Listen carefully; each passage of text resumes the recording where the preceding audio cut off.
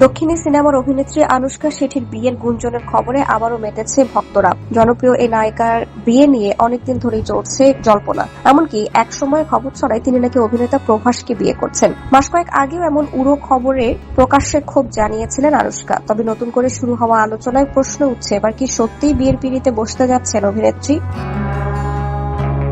আনন্দবাজারের প্রতিবেদন অনুযায়ী আনুশকার ঘনিষ্ঠ একটি সূত্র দাবি করেছে তিনি নাকি বিয়েতে সম্মতি দিয়েছেন।